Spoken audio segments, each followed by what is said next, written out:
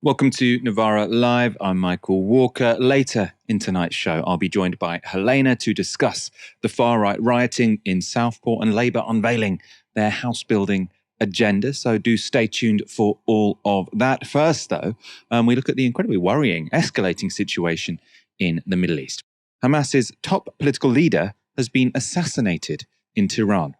Ismail Haniyeh was head of Hamas's Qatar-based political bureau.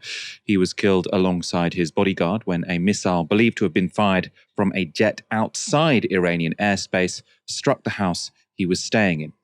Haniyeh, who was mainly based in Qatar, was visiting Tehran to attend the inauguration of the country's new president, Masoud Pezeshkian. Shortly before his death, he had also met with Iran's supreme leader, Ayatollah Khamenei. Israel has not claimed responsibility for the killing, and the IDF have declined to comment.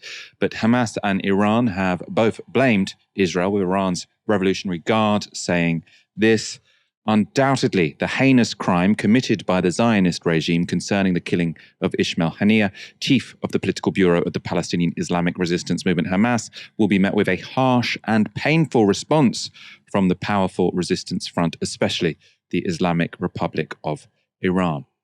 The assassination of Haniyeh leaves the ceasefire negotiations between Israel and Hamas in tatters. Before the strikes, talks had all but halted after Israel sought additional changes to its terms. But with the killing of Haniyeh, the prospect of a truce appears increasingly doubtful.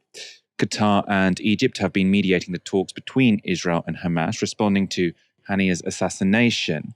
Qatar's prime minister said this: political assassinations and continued targeting of civilians in Gaza while talks continue leads us to ask, how can mediation succeed when one party assassinates the negotiator on the other side? That's a very good question, I think. Peace needs serious partners and a global stance against the disregard of human life. I think it's very difficult to disagree with that statement. You can't say we're engaging in good faith in negotiations and then assassinate the head of one negotiating party. It's completely ridiculous.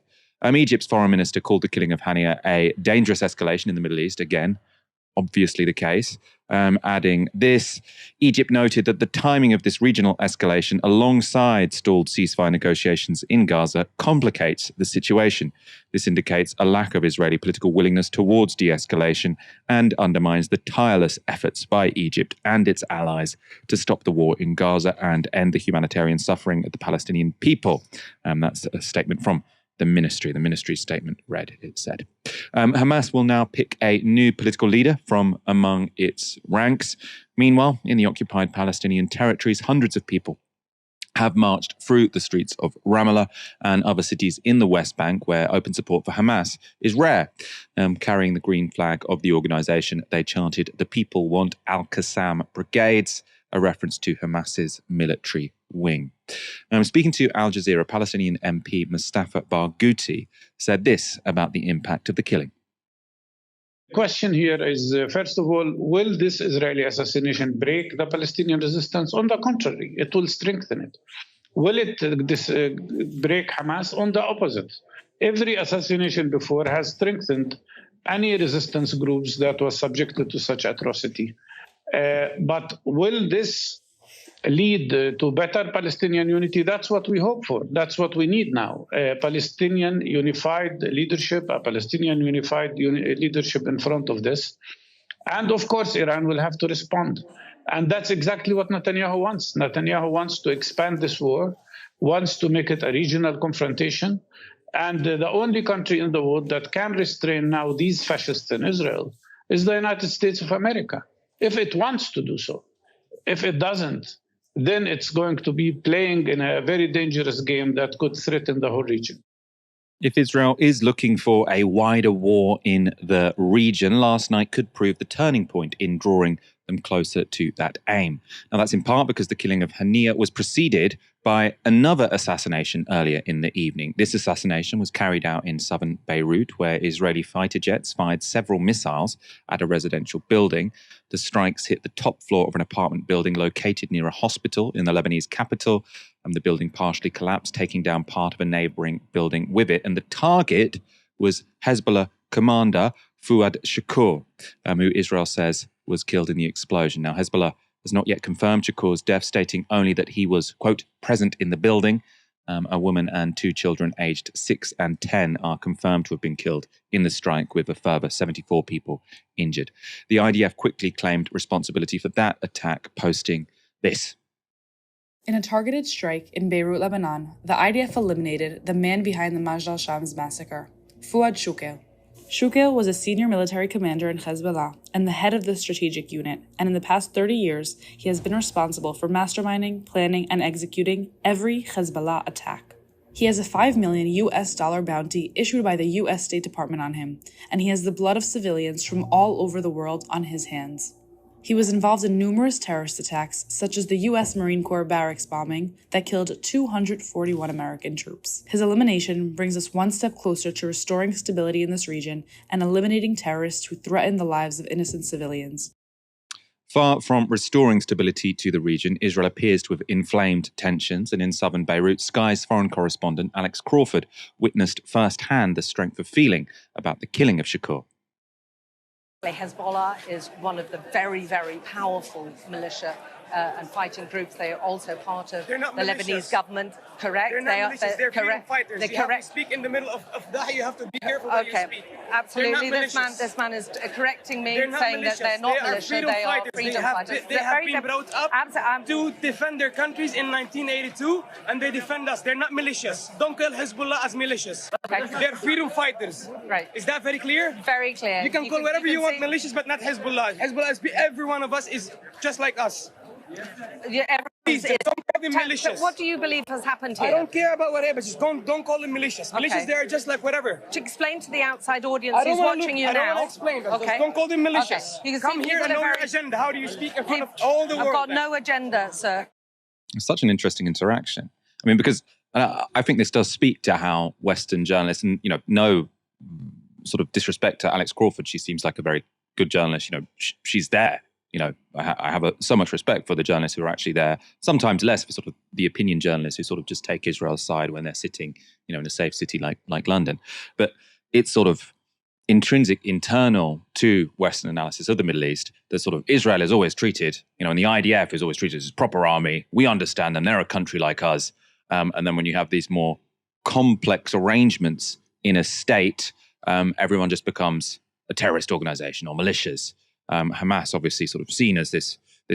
I think it is an organization which commits terrorism, but it's also the government of Gaza, or at least it was until obviously no one is really the government of Gaza at the moment. Let's go to Lebanon's prime minister, as I say, complicated country. Nijab Mikati said this in response to the assassination. This criminal act that took place tonight is a link in a series of aggressive operations that claim civilians in clear violation of international law and international humanitarian law. This is something we place in the direction of the international community, which must bear its responsibilities and press with all force to oblige Israel to stop its aggression and threats and implement international resolutions. The double assassination of Shakur and Haniyeh now leaves Israel facing potential reprisals from Hamas, Hezbollah, and Iran. And the international community appears to be showing little interest in calming the situation.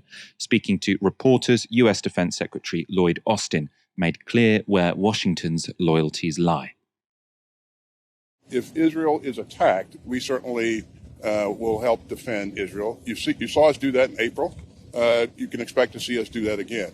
But we don't want to see any of that happen. We're going to work hard to make sure that we're doing things to help take the temperature down and address issues through diplomatic means. So that's another statement of unconditional support for Israel. But Israel doesn't appear to be returning the favor, with Axios' Barak Ravid reporting this. Blinken says the US was unaware and not involved in the assassination of Hamas leader Haniyeh. Now, I suppose them being unaware doesn't necessarily mean this was an act of disloyalty, because sometimes the Americans are like, oh, we'd prefer not to know as you go and destroy, I suppose, Israel's enemies. To be honest, though, I don't think the Biden administration are looking for a wider war now in the run-up to this election. So this probably is something that they're doing in a somewhat disloyal fashion. I'm joined now by Seamus Malekavzali, a Beirut-based journalist focused in the Middle East. Now, I understand Beirut currently is experiencing a blackout So we might be expecting some technical difficulties. Our audience will notice you seem to be sitting in the dark there. Could you give us a quick update on the situation?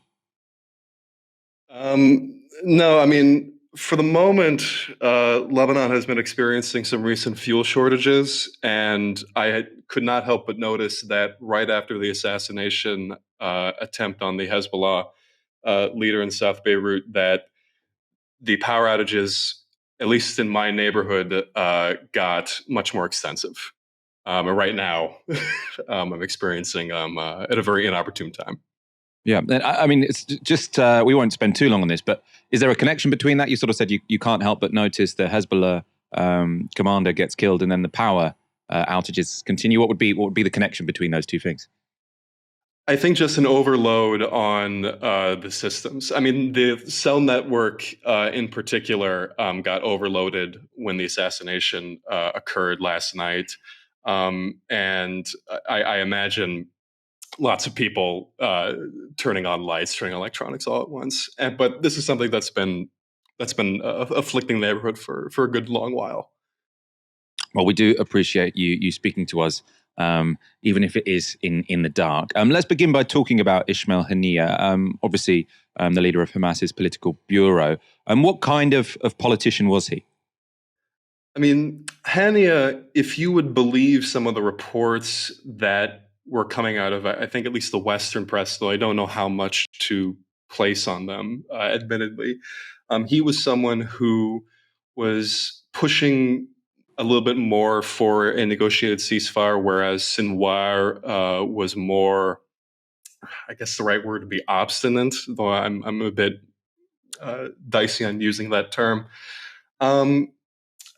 I don't want to use terms like moderate or conservative in this respect, but he was a bit more disconnected from the Qassam brigades, the armed wing, than he used to be.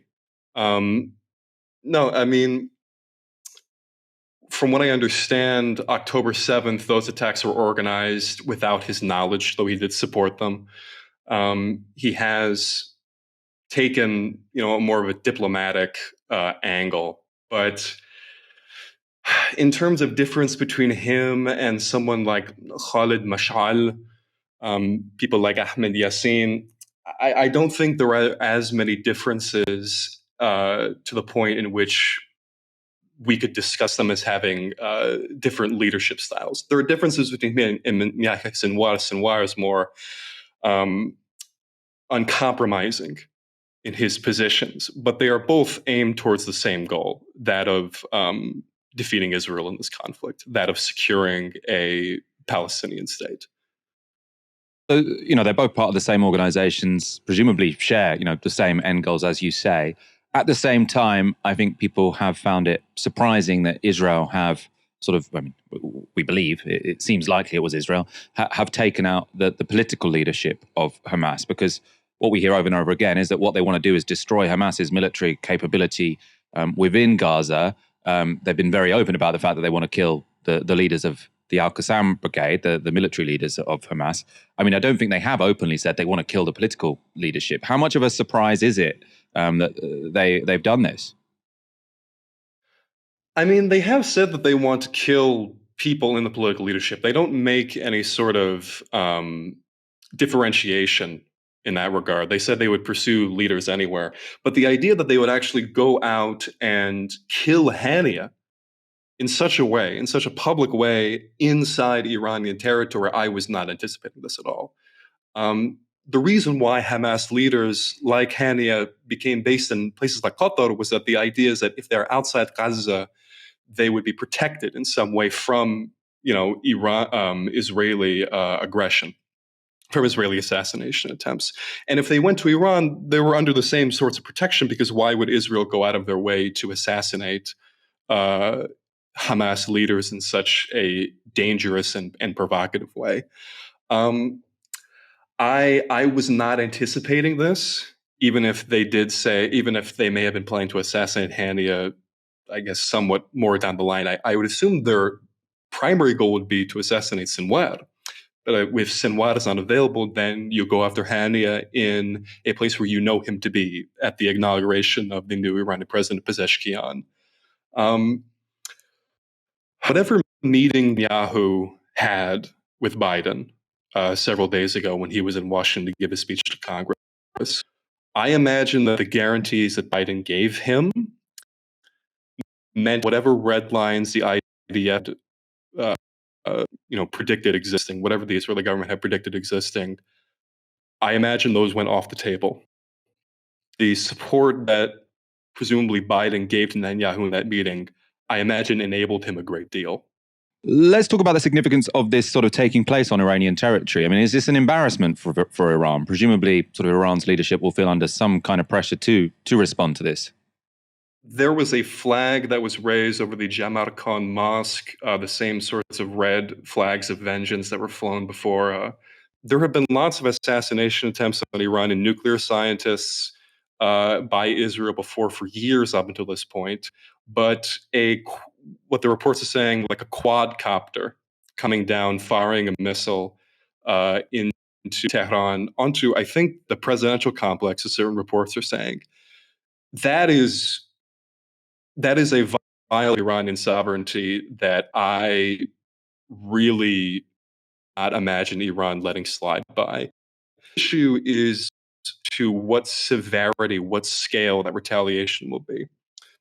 Because when Israel struck the Iranian consulate in Damascus and invited hundreds of ballistic missiles and drones onto Israeli territory directly for the first time in history, that sets an immense precedent. And Haniyeh, while he may not have been as high up in the Iranian system, he wasn't even in the Iranian system, he's still a huge figure in the resistance axis.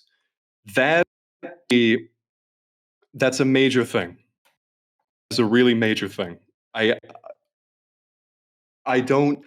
know that there will be some sort of retaliation that has to happen. Otherwise, the resistance axis, I think, fails as a cohesive alliance.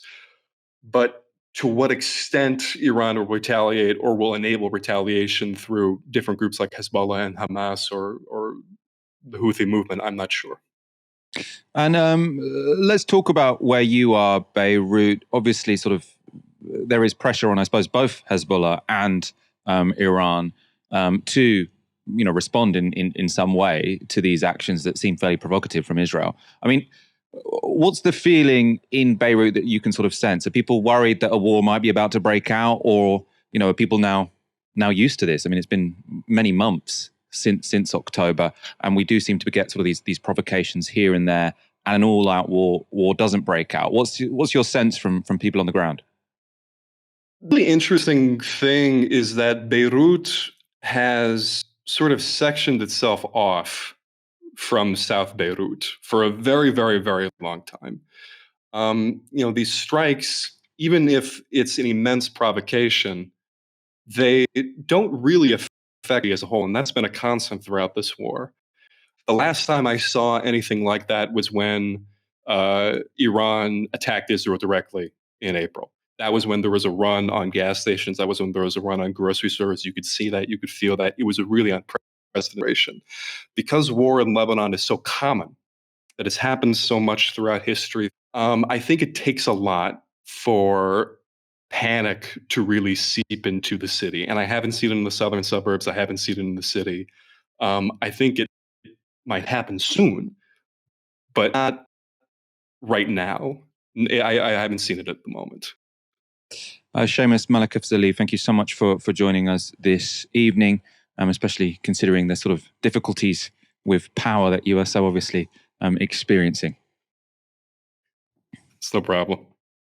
The far right have rioted in Southport, leaving 40 police officers injured and a mourning community in even deeper distress. Wearing masks and throwing bricks, the rioters gathered after a community vigil for the 3 children killed in a stabbing attack carried out on Monday. The rioters attacked a mosque not far from the scene of the stabbings, and police vehicles were set alight. Police believe those involved to be supporters of the English Defence League. The chairman of the mosque which was attacked, Ibrahim Hussein, gave this account of what happened to the Today programme. About 8 o'clock this evening, I went to the mosque and I understood from the social media that there is trouble brewing and they are coming towards the mosque.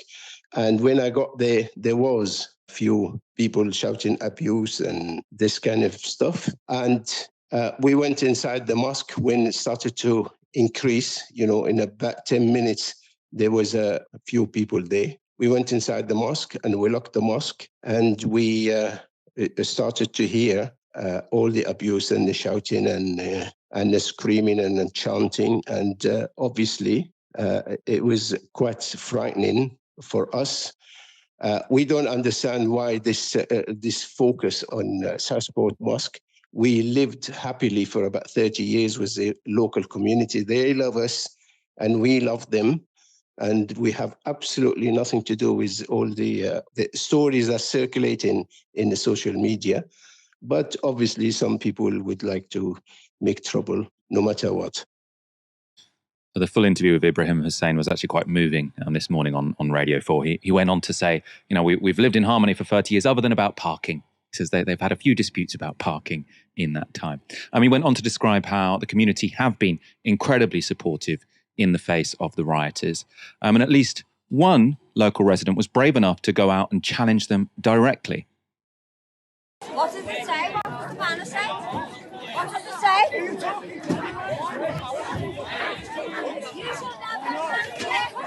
racism, you stupid cunt. So sorry, had the rioters used some pretty aggressive slurs against that incredibly brave woman. Her sign said, "Hope not hate, racism not welcome here." A Southport resident, Sarah, called into LBC to give her account of the events. This was not a peaceful protest, Nick. My children. How many of the people did you recognise? None of them. It was cars and cars. They were all on phones. It was organised. I then, rather stupidly on my part, went down to see what was going on. I was in the middle of it. There were bricks going over my head. There was a police officer, a lady police officer, with blood running down her face with Riot shield in front of me. And I just said, what? And she kept her composure. And this guy next to me said, "Oh, she doesn't get paid enough anyway." And I just said to her, "I'll never forget you. I'll never forget you." They stopped the police coming in. It was all organised. It was nothing to do with those little girls. The riots erupted following a sea of misinformation after a group of children were attacked by a lone assailant on Monday. 11 children and 2 adults were stabbed at a Taylor Swift dance club. 7-year-old Elsie Stankham, 6-year-old BB King, and 9-year-old Alice Aguiar later died of their injuries. 5 other children, as well as the 2 adults, remain in critical condition. Police soon arrested a suspect, giving these details in a statement. A 17-year-old male from Banks in Lancashire, who is originally from Cardiff, has been arrested on suspicion of murder and attempted murder, and is being taken to a police station where he will be interviewed by detectives.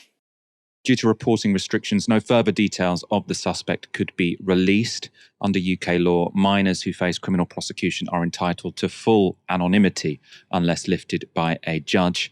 And even for adults, the media is limited in what it can report once criminal proceedings have begun. It was in that vacuum of information that far-right social media accounts began to spread lies about what had happened, amplified and legitimised by influencers, professional journalists and politicians. Merseyside police have called the riots mindless hooliganism and made 4 arrests. They have also said they are aware of suggestions there could be further trouble in the area. But in the meantime, Southport residents have begun cleaning up the mess left behind by the rioters. Local residents and businesses have volunteered their time and equipment to start putting the area back in order, clearing away bricks, broken bottles and burned out bins. Earlier today, I spoke to the co-editor of Tribune magazine, Carl Hansen, who is from Southport and is currently there, about the knife attack and the subsequent far-right riots. Everyone you speak to is a couple of steps removed from the attack. Your neighbour, your friend, your boss, friend of a friend. Everyone seems to know someone who's has some sort of proximity to it. And this type of attack is going to shock and traumatise any community, but particularly so when it's a smaller town somewhere sort of outside of the epicenter, like Southport, when something so tragic happens in a place like this, it really does reverberate throughout the community and really, shocks everybody. The rioting that took place last night, I mean, did that also come as a complete shock? I mean, obviously it was fairly soon after the horrific attacks on Monday. Was that something that sort of people had seen coming because of online organizing, or did it sort of really come as a strike out of the blue? Well, it's interesting actually. I was outside the mosque today, and some of the members of the mosque said that when the attack happened, they expected that something was going to take place. The mosque is about a 2-minute walk from where the attack happened.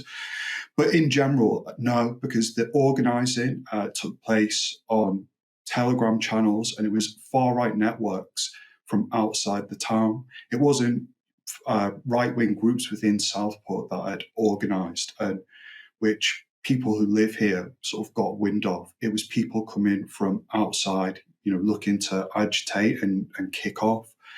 So, I think it caught people by surprise. It seemed to catch the police by surprise, who weren't prepared with the sort of correct equipment to deal with the rioters, and really shocked everyone who lives here. So the understanding seems to be this was organised by outside agitators. I mean, is there any sense that sort of some residents went along with it? Did they sort of tap into any anger that sort of made the riot grow, or do you see sort of the rejection of these rioters as being fairly unanimous in the town?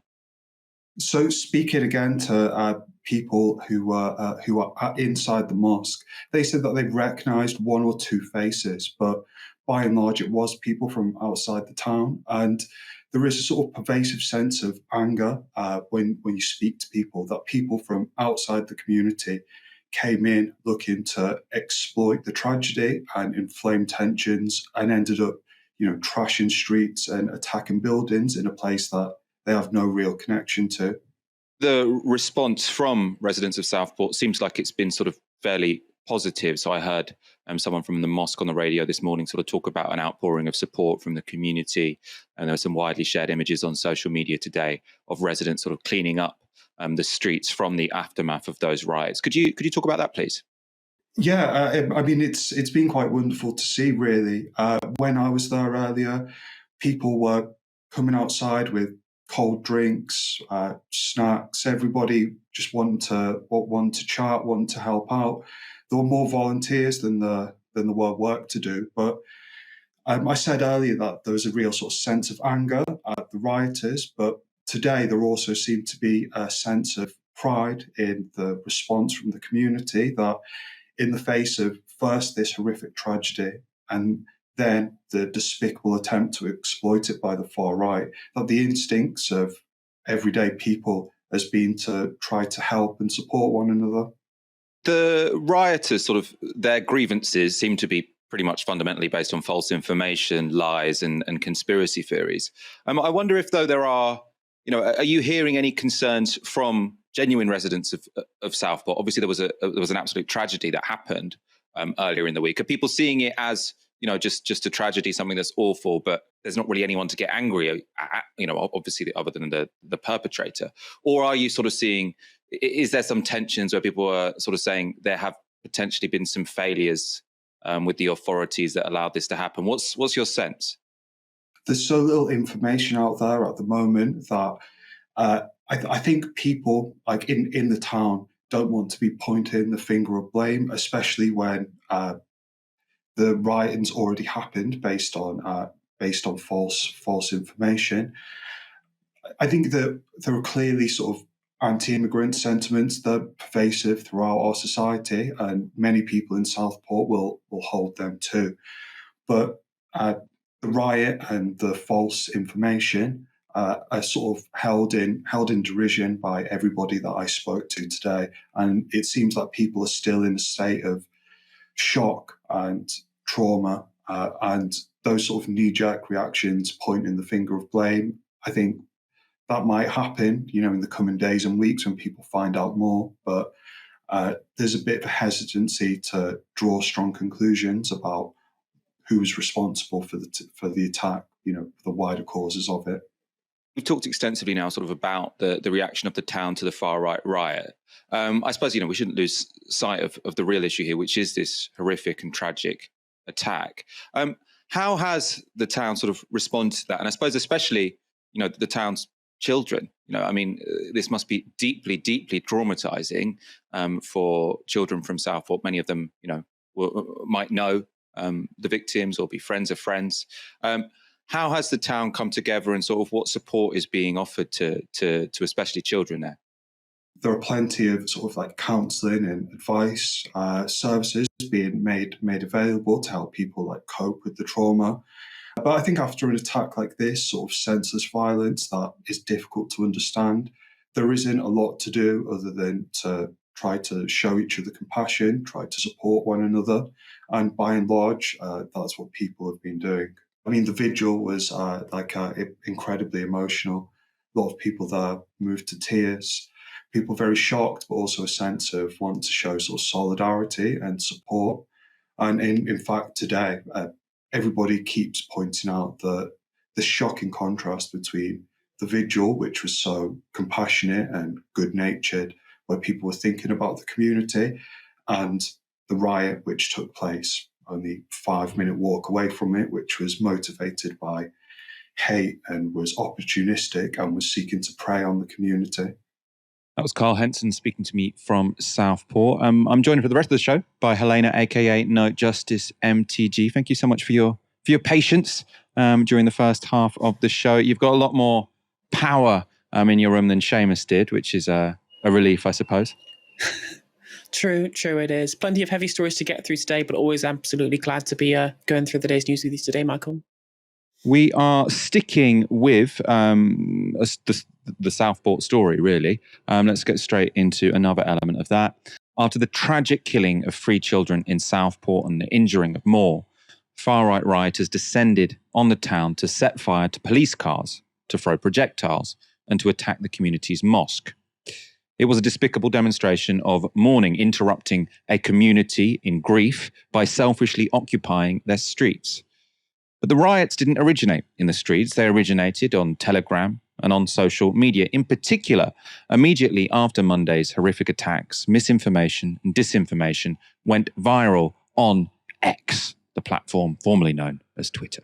Many accounts, including some very big ones, falsely identified the suspect, sharing an Islamic-sounding name. Others openly asserted that the assailant in the stabbing attack was some combination of a Muslim, an asylum seeker, a channel migrant, and someone on an MI5 watch list. Some even claimed the media was lying about his age in order to withhold information about his religion and country of origin. And the flood of misinformation was amplified by some very big accounts. This was from Andrew Tate. So an undocumented migrant decided to go into a Taylor Swift dance class today and stab 6 little girls. That's right, somebody arrived in the UK on a boat. Nobody knew who he was. Nobody knows where he's from. The media is, of course, hiding the fact that this is a 17-year-old male. They don't want to highlight how ridiculous it is that we allow military-aged males, combatants, to flood our shores. So that was all just completely made up. This guy, this suspect did not come to this country via a small boat. The police have confirmed he grew up in Cardiff. Right? So this is not someone who came in a small boat. And sort of repeating, this is one of the most sort of horrible, outrageous statements you hear from far-right figures, which is sort of calling people who are coming here, on small boats, desperate situations, calling them fighting age males, as if some sort of civil war is about to break out. Now, you might think, why does it matter what Andrew Tate says? He's a completely ill-informed idiot, which he is. 12 million people saw that video. It's a lot of people. Now, you might imagine in a previous day and age, that video would have got taken down from Twitter or X. Maybe even Andrew Tate would have been suspended for sharing such blatant, dangerous misinformation. But no, the video is still up. Obviously, Elon Musk doesn't seem to mind. New MP for Reform UK, Nigel Farage, also posted to social media. He said this. I have to say there are one or two questions. Was this guy being monitored by the security services? Some reports say he was, others less sure. The police say it's a non-terror incident, just as they said the stabbing of an Army Lieutenant Colonel in uniform on the streets of Kent the other day was a non-terror incident. I just wonder whether the truth is being withheld from us. I don't know the answer to that, but I think it is a fair and legitimate question. What I do know is something is going horribly wrong in our once beautiful country. It's just so irresponsible for a sitting MP to say, I'm just asking questions. I don't know. Maybe the truth is being hidden from you. Was he on a terror watch list? I don't know. Some people say he is. Some people say he isn't. I mean, it's exactly the language that Donald Trump uses, sort of essentially, right? And this kind of, obviously there have been lots of right-wing politicians in this country for a very long time, but this kind of far-right YouTuber way of talking, I'm just asking questions. I don't know. Maybe he was on a terror watch list. Some people have said he is. Some people have said he isn't. To have someone who is now a member of Parliament sort of say this is, I think, relatively new in this country and very, very dangerous. GB News' Darren Grimes also fanned the flames with posts like this. Today, children were murdered. Today in Parliament, MPs called for more refugees to be allowed in and bring their families. I cannot tell you how much I detest them. And there's obviously no evidence whatsoever that this person was a refugee. And obviously, I mean, even if he was a refugee, the idea that then you'd sort of say, oh, because there's been this person committing this outrageous crime, we shouldn't have rights for refugees would be outrageous in and of itself. But this is clearly just someone spreading hatred, frankly, without any evidence that what has happened has any relationship to the kind of hate he's trying to spread. Also joining in the sort of misinformation sort of battle was boxer Anthony Fowler, who posted this. Please tell me why our government let some sick, demented fella from Syria into our country. How has this happened? Like, he just stabbed 8 children at a Taylor Swift dance class. The suspect is not from Syria. So the suggestions are that he's of a Rwandan background, but brought up in Cardiff.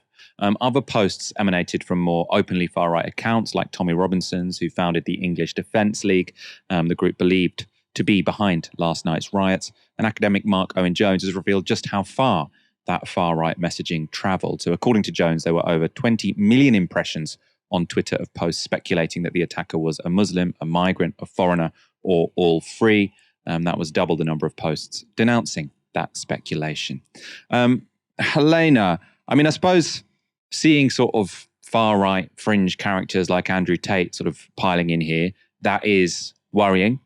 Also, something to be expected. Seeing an MP sort of say, just asking questions, I mean, that does feel new, doesn't it?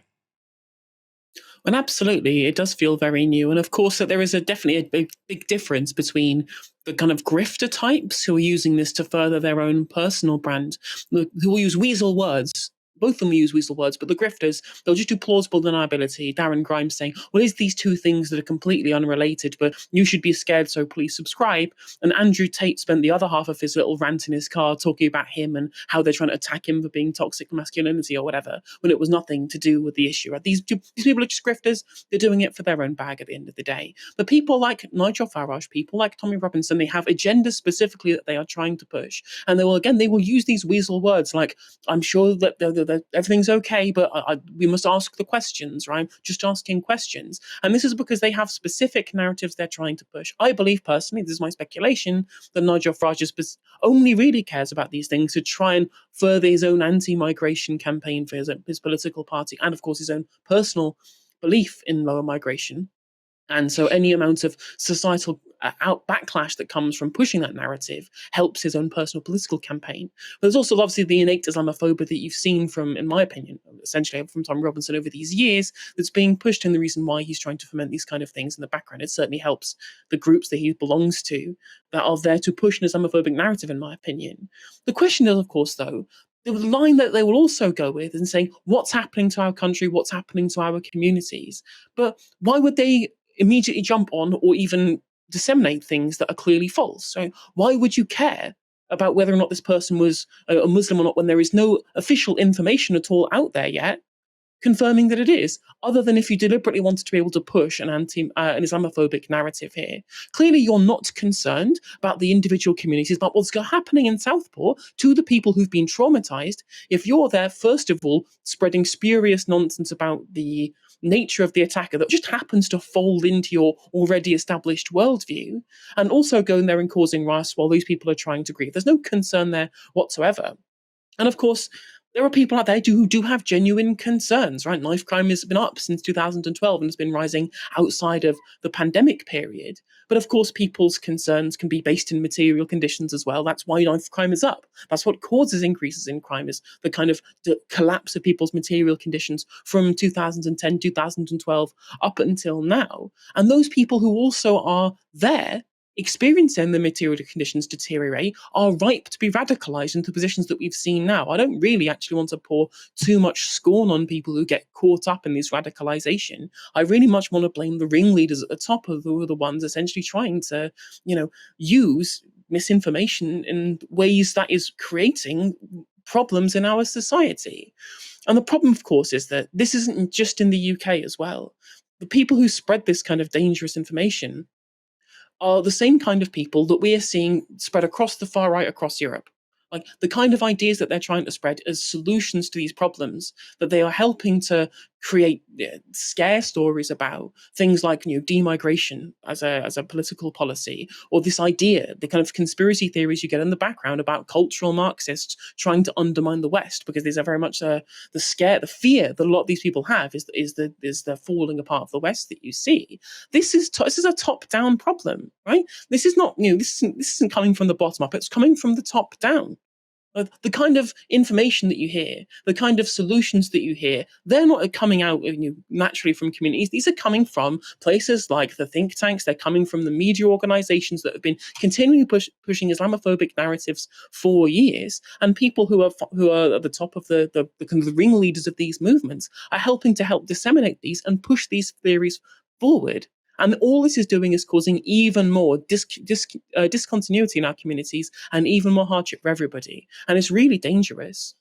I've seen people comment, and it does seem quite persuasive to me, that probably it seems like the far right, the speed at which this happened, it doesn't seem like it was sort of people who looked at Nigel Farage's video and thought, oh, I'm really angry now, I'm going to turn up to Southport of their own accord. It seems like something which was organized in the background on pre-existing networks, on Telegram or whatever. And there have been suggestions that with a new Labour government, the far right are really, really sort of looking for sort of interventions they can make to shift the narrative in their sort of toxic direction. I do wonder, though, what the strategy is, because I don't think Tommy Robinson and his sort of band of thugs will have created many new allies by going and starting a riot in a community which has just suffered this great tragedy. So it is a bit confusing to me to see what the end game is. I can see, in the short term why these people have turned up, because they love a fight. They want to sow division. But if they are trying to sort of expand the number of people who are sort of part of their, proto-fascist movement, I don't really see what this sort of horrific action is achieving, even on their sort of horrible terms. Let's look at one particular rioter. It's a bit of a silver lining in the story here. He received some poetic justice. So this was one of the hooligans taking part in the riots last night.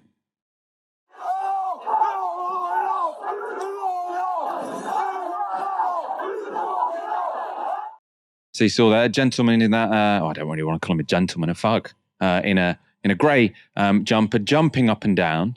Now imagine this as a response to sort of, you've got 3 young girls who were dead. You've got other children in a critical condition, 2 adults in a critical condition. You've got a community which is completely grieving. And, you say, I'm here to protest some kind of injustice. You're jumping around like this, like kind of partying in the street. What the hell are you doing, right? It's completely disgusting. I think, 99.9% of the British public looking at that will think this is a disgrace. Let's look at what happened to him just slightly later that evening.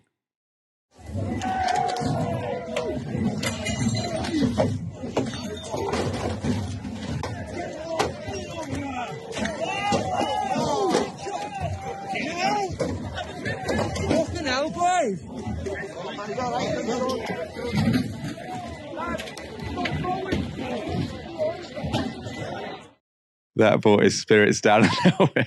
When I first saw that on Twitter, obviously the thing that sort of you noticed straight away, I was looking at it on my phone, is him getting hit in the crotch with a brick. I hadn't realised until sort of someone mentioned it on Twitter, and then it's much obvious actually looking on a bigger screen that he'd actually got hit in the head twice, I think, before then getting hit in the balls with a brick. Looked incredibly painful. If you're going to be a far-right rioter, the place you shouldn't stand is between the rioters throwing bricks at the cops and the cops. Helena, this horrible gentleman doesn't seem to know where one should place oneself when taking part in a racist riot. I mean, one thing I would say is that it's very disarming for a lot of these people who would make themselves out to be someone who should be feared, when it's very easy to mock them online when they do something like that and end up getting hit in the crotch with a flying brick. And I think it kind of actually it folds into this kind of change in strategy. This is the words came to my mind, but the change in strategy that you've seen from the Democrats in the United States, rather than attacking the right wing in America as being these dangers to society or whatever, this calling them weird. Like there was another video I saw that was spreading from the protests that we'd seen or the riots that we'd seen in Southport. There was just some guy with like a bag of tinnies. They're sitting there like chugging a can of lager. And I'm just like, yeah, that's the first thing I always think of when I'm going to this protest over something I have this genuine strong feeling about. First, I'm going to go to Tesco, pick a bag of cans to take with me as well. It's a very kind of weird situation that I saw there. So, trying to undermine the ways in which these people would try and portray themselves, I think it's a pretty strong strategy. Sticking with the far right, unfortunately, I suppose, Tommy Robinson has been tweeting today that there's going to be another demonstration outside Downing Street this evening. So that'll be, depending on the size of it, hopefully it'll be small and a failure. Maybe someone will get knocked in the gonads again by a brick. Who knows? As I say, I don't actually see the way this has panned out as a sort of, it doesn't seem to me that this is going to be a winning formula for drawing more people into the far right so that these sort of things will grow. I mean, obviously, I think there are many sort of situations and organizing strategies that are going on behind the background, which means that we could see more of these get bigger in the future. But I can't imagine there are that many people in the country who saw those scenes last night and thought, great, I want to be involved in this, because it is just so obviously a despicable and embarrassing, frankly, thing to find yourself doing. Labour have begun to announce their agenda for getting Britain building more homes.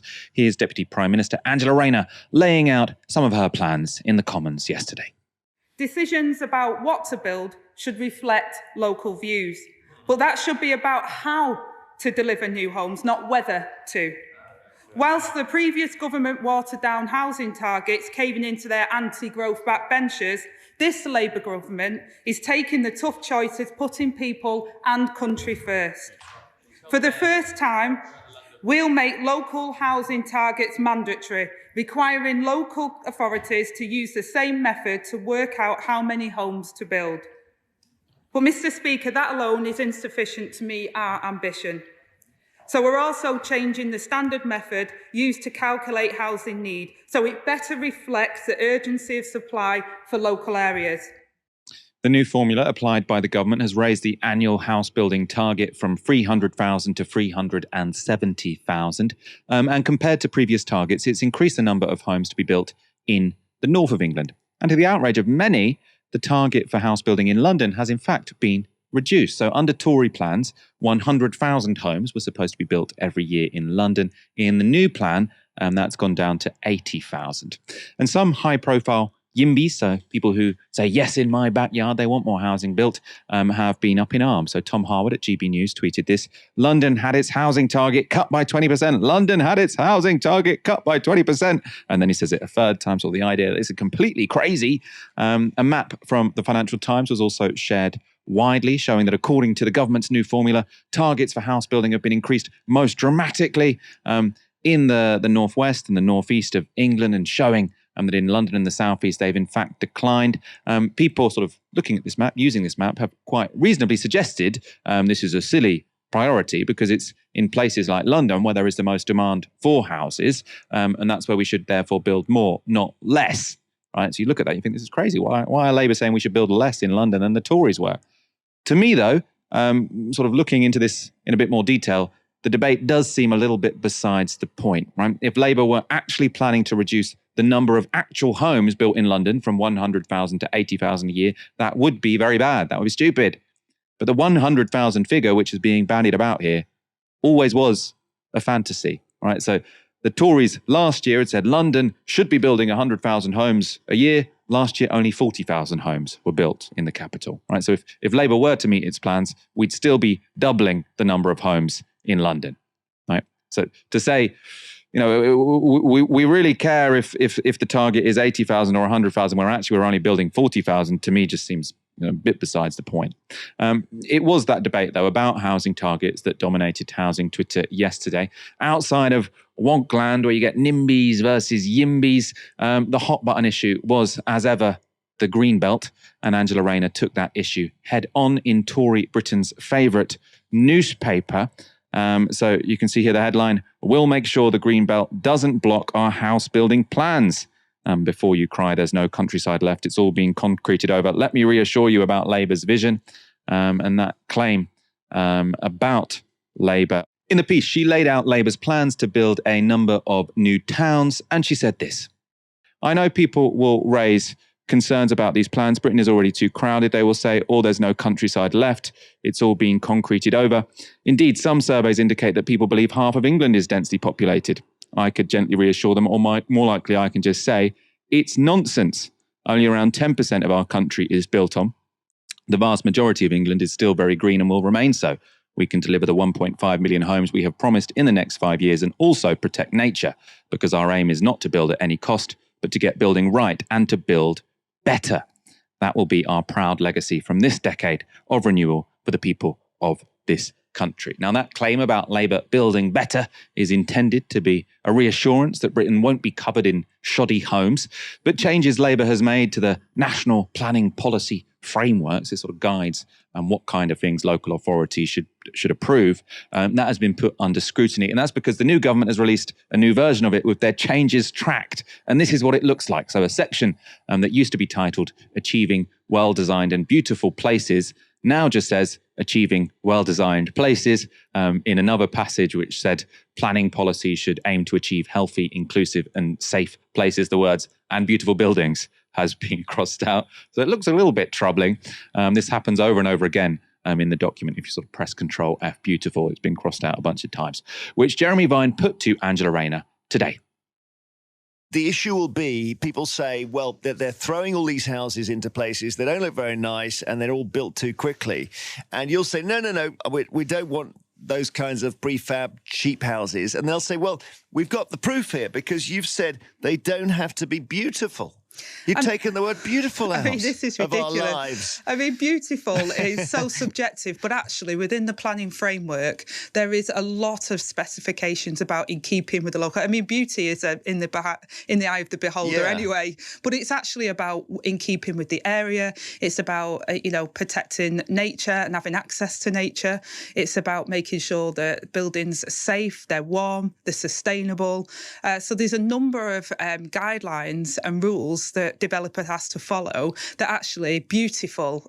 Beautiful means nothing really. It means one thing to one person and another thing to another. But does ugly mean nothing? Because there are ugly houses, aren't there? We know that. And they've got through the system. So, right, under beauty. Under beauty. So, and like I say, all that wording was doing was preventing and blocking development. And that's why we think it's too subjective. And actually the guidelines and the rules that are in place means that, there has to be consultation. They have to follow the rules on what the buildings look like, the safety of the buildings. Are they in keeping with the area? Yorkshire brick in parts of our mill towns, things like that. It means one thing for one area and another for another. So there is rules and protections in place. So I don't buy this idea that I'm just going to build a load of ugly houses. That's just not true. Now, I think I could be persuaded either way, whether or not the word beautiful is a correct one to include in a policy planning framework. It's above my pay grade, way too wonky for me. I do think, though, this does bring out what is a fundamental tension in Labour's plans, because they're sort of saying, we're going to get more homes built. They're going to be beautiful. Don't worry. And, we're going to solve the housing crisis. But they are saying we're going to do it all by getting private developers to build them. And sort of their claim seems to be that if only we gave private developers more permissions to build, they'll do it, and that will solve the housing crisis. What you'll hear from private developers, who, by the way, are fairly in favor of these plans because it is giving them more freedom to build where they want, but they'll say it's very expensive to build a house. I was seeing sort of one of the experts I follow on Twitter a couple of days ago saying it costs £250,000 to build a house. So it is going to be very difficult, especially in areas where house prices aren't as high as they are in London, to sort of build and it be worth your money. Actually, it's hard in London as well because they have to pay so much for the land. So if you were going to try and incentivize all these private developers to build these houses, you are going to have to make it cheaper for them to do that. And you make it cheaper by making your regulations a bit looser, which presumably is going to mean uglier homes. So for me, either you have to say the state is going to get involved and do it ourselves, or we're going to induce private firms to do it by making fewer restrictions on them. I'm in favor of that when it means sort of opening up a bit of greenbelt here or sort of seeing down some NIMBYs over there. But when it comes to cost, the only way you're going to sort of encourage them to build is by making the standards lower. Helena, what do you think of all of this? I'm starting to, I'm a left YIMBY is what I call myself, but I am starting to think that Labour seem to be hoping by saying we're going to up the target from 300,000 to 370,000, it's going to magically happen. I kind of don't see it happening without the government sort of saying we're going to build at least some of these 370,000 ourselves. Oh yeah, 100%. I absolutely agree with you. Also, a left YIMBY on my end as well. And I do believe this kind of deregulate and inshallah strategy that Labour are adopting here isn't really going to deliver them any of these targets. You say that they're pretty much fantasy, and I think that's true. All of the information that we have from the post-war period shows you that the only times we've ever built enough houses in the post-war period is when the state was doing at least, around about half of those buildings to be able to get it to the 250, 300,000 per year. And it's not got up to that height ever since the Second World War in terms of how many houses that we build overall. The article that Angela Rayner wrote in The Telegraph was interesting. So I understand the messaging that they're going with. The biggest kind of group of the readership of especially The Telegraph, but in general, this side of the media are usually people who would hear things like, we are building on the green belt, and they would immediately, their monocle would fall out and they'd go, gosh, I can't believe they're building all over the green belt. So trying to smooth those relations with potential voters around how they're going to be doing their house building plan, this makes sense. There are a lot of people actually who their biggest immigration concern is, will they build houses in concrete over everything? So trying to allay those concerns by saying, well, actually, we're not going to be building over everything because we've only got a very small amount of land used anyway. I think that's smart messaging regardless. The issue, of course, then comes down to what kind of homes are going to get built, how much of it the state is going to do it, how much the private sector is going to do it. And when it comes to shoddy homes specifically, poor quality homes, we already know that the private sector gives us poor quality homes. That's been the case for, decades and decades. Taylor Wimpey, Barrett Homes, Persimmons, all garbage, always terrible. Everyone tells you when you buy your first house, don't get a new build. They're all bad. Just get an old ex-council house. It'll be way better in terms of quality, in terms of the standards that it's adhered to. And you're right. The ability of the private sector to build and the numbers that Labour say they need them to get built in are therefore going to have to cut corners elsewhere to maximise profit. And they're not going to do things with social utility in mind. Profit is what these people's concern is. And if you want to get them to actually take social utility into account, what do the homes look like? How good are they? Are they in keeping with the local area? Do they maximize green space or not? You have to force them through regulation to do it. And that's a bunch of hoops they have to jump through, which then lengthens the process of getting these things built in the first place. So just get the state to do it, and then you can bypass all of that quote unquote red tape. The last thing, of course, is when it comes to ugly homes. The thing when people talk about, they're going to concrete over the green and pleasant land to build all these houses, in their mind's eye, they're thinking of urban sprawl. They're thinking of single-family homes being built with all the kind of the roads that's needed to be able to take cars between them, and that is something that would use a lot of floor space, a lot of land use for a very small amount of actual houses being built or dwellings being built. And that's what they think of. But those are also the homes we think of as being quote unquote beautiful homes that people seem to be concerned about these changes in the framework here.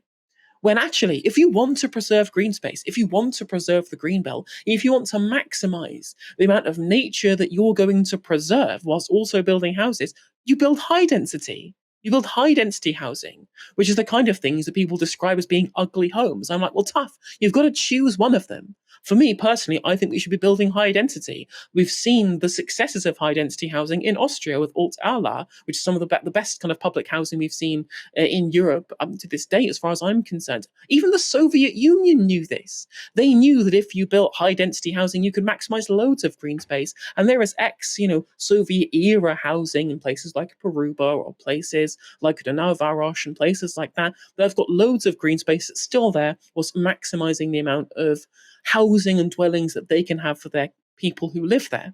So really and truly, you're going to have to make compromises somewhere. It depends where you think that compromise should be made. Otherwise, we're just going to end up having this doom loop of higher house prices forever. We want the doom loop to end. Thanks, Helena, for joining me tonight. A pleasure as always.